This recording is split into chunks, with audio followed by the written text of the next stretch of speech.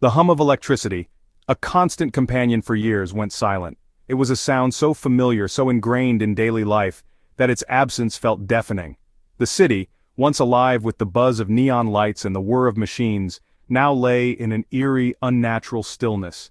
It wasn't a gradual outage like a blown fuse that could be fixed with a quick trip to the breaker box. No, this was different. It was as if the world had taken a collective breath and forgotten to exhale. A sudden, all-encompassing darkness swallowed everything, leaving no room for denial or delay. Across the sprawling cityscape in small towns and even in the quiet countryside, the lights flickered briefly, as if in a final gasp, and then died. The glow of streetlights, the warm illumination of homes, and the distant sparkle of skyscrapers, all extinguished in an instant. Phones, once a lifeline to the world, went dead, their screens as black as the night outside. Televisions, the ever-present background noise of modern life, fell silent.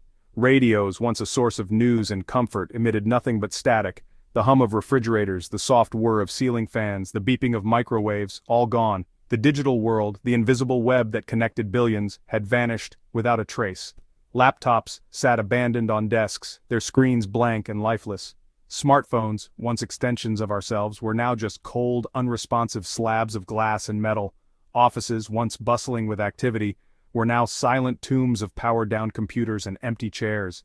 This was not a drill. This was not a temporary inconvenience.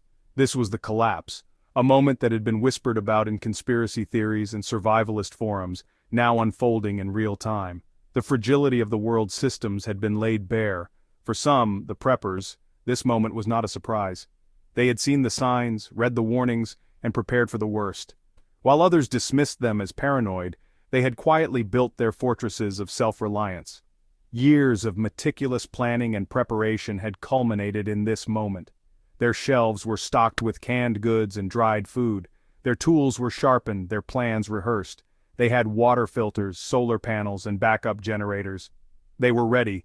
They had wells of fresh water, knowledge of foraging, and the skills to hunt and fish. They had learned to live off the land, to survive without the conveniences of modern life. For them, this was not the end. It was a test of their resilience. But for the unprepared masses, it was a different story. The sudden loss of power, of comfort, of security was a hammer blow. Panic spread like wildfire. Crowds gathered in the streets, their faces illuminated by the faint glow of flashlights and candles, their voices rising in confusion and fear. Families huddled together in the dim light of candles, their worry etched into every line of their faces. Arguments broke out in darkened rooms as the stress of the situation began to take its toll. The unprepared were overwhelmed, their reliance on the conveniences of modern life now a glaring vulnerability. Grocery store shelves, once overflowing with abundance, were now empty. Water, the most basic necessity, was suddenly a scarce resource. Supermarkets, once symbols of plenty, became desolate wastelands, their aisles echoing with the footsteps of desperate shoppers. The electrical grid, the backbone of modern civilization, had failed. Faucets ran dry, their once reliable streams reduced to a few sputtering drops. The infrastructure that had once seemed so invincible was now a lifeless shell. People wandered the streets aimlessly, their flashlights casting long, flickering shadows. Their faces were etched with fear, confusion, and a desperate need for answers. But the world, now cloaked in darkness, offered none. The collapse had exposed the fragility of their existence. It had stripped away the illusion of control, leaving only vulnerability in its wake. For many, it was a moment of despair, a realization that the world they had known was gone, and it might never return. The unprepared, driven by desperation, are often overlooked in discussions about survival. Yet they represent one of the most unpredictable and dangerous elements in a post-collapse society. These individuals, lacking the foresight to prepare, pose a significant risk not only to themselves but to everyone around them. Their desperation can quickly spiral into chaos. In the absence of order, their lack of planning can transform them from familiar faces, neighbors, co-workers, even friends, into competitors. And in extreme cases, they may become threats, driven by the primal need to survive. As the initial shock of the collapse wears off, the reality of scarcity sets in.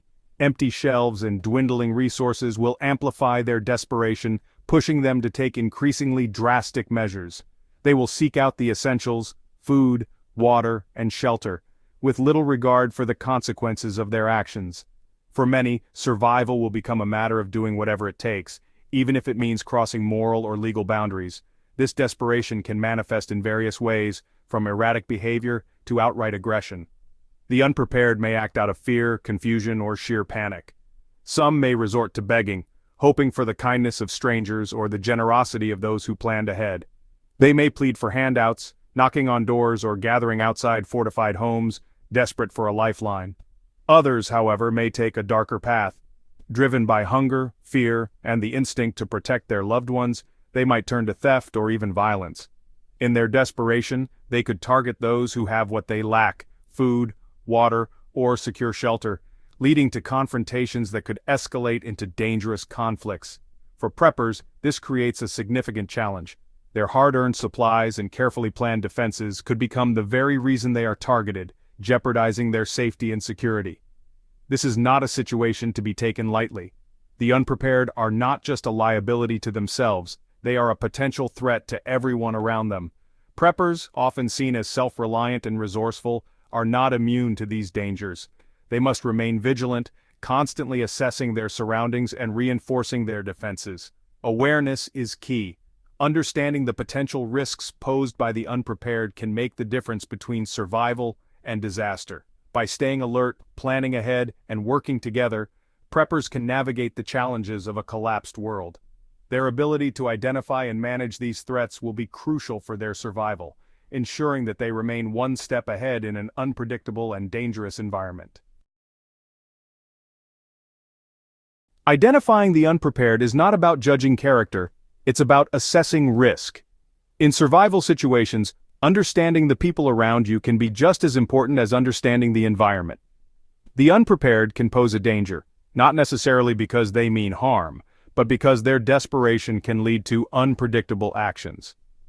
Recognizing the signs of unpreparedness can help you make informed decisions about who to trust and how to interact with others.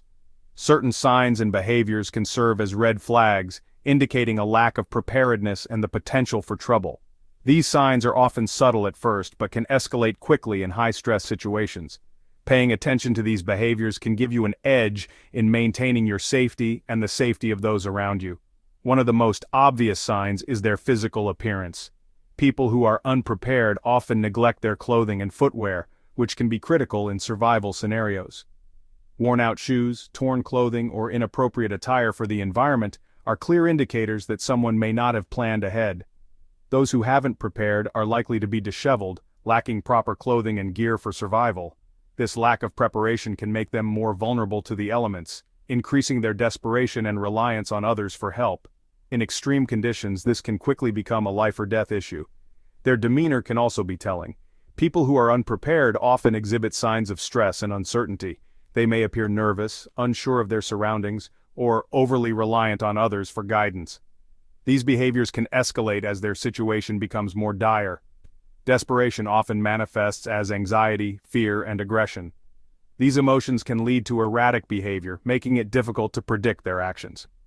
In a survival scenario, this unpredictability can pose a significant risk to those around them. They might be frantic, constantly searching for food and water.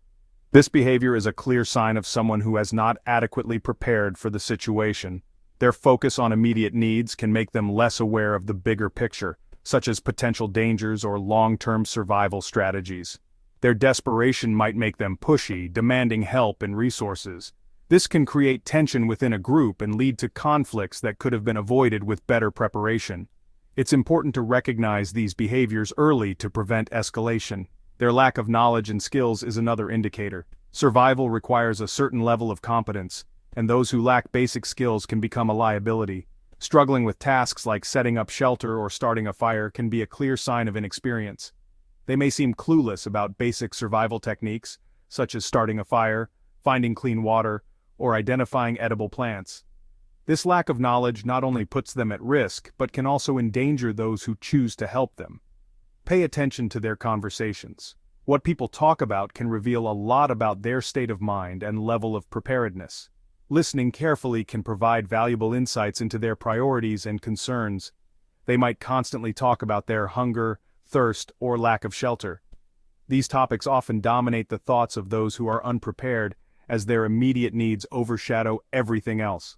They might plead for help, offering to trade valuables that are now useless in a collapsed world. This behavior highlights their lack of foresight, as they cling to items that hold little practical value in a survival scenario. Remember, identifying these signs is not about feeling superior, it's about being aware. Awareness allows you to make informed decisions about who to trust and how to interact with others in a survival situation. It's about protecting yourself and your resources in a world where desperation can drive people to extreme measures. By recognizing these signs, you can better navigate the challenges of survival, ensuring your safety and the safety of those you care about. The best way to handle a potential threat is to avoid it altogether. Maintain a low profile. Don't attract unnecessary attention to your supplies or your skills. Keep your distance from those who appear desperate or unprepared.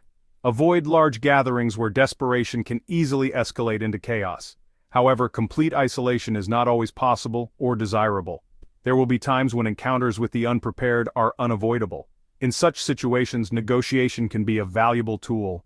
Bartering, trading skills for supplies can be a way to address their immediate needs without depleting your resources. If cooperation seems necessary, exercise extreme caution. Never reveal the full extent of your supplies or your location. Offer assistance in a way that empowers them to help themselves, such as teaching them basic survival skills. Remember, the goal is not to become their sole provider, but to guide them towards self-sufficiency.